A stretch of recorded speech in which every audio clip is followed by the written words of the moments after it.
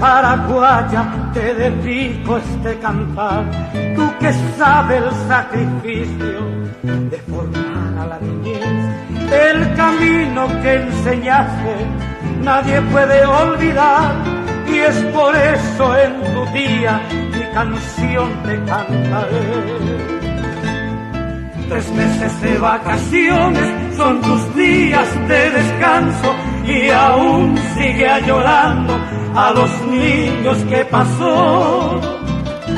Ya no vuelven a tu clase tus alumnos tan queridos, ahora espera a otros niños que te alegre el corazón.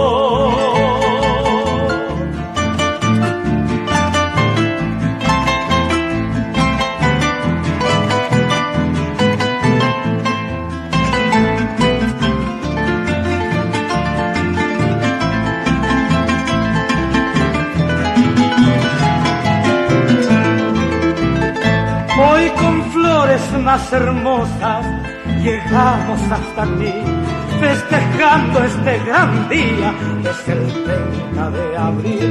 Mi maestra, no te olvido por tu sincera bondad, y la Virgen desde el cielo tu camino alumbrará. 3 meses de vacaciones son tus días de descanso, y aún sigue añorando a los niños que pasó. Ya no vuelven a tu clase tus alumnos tan queridos, ahora espera a otros niños que te alegre el corazón.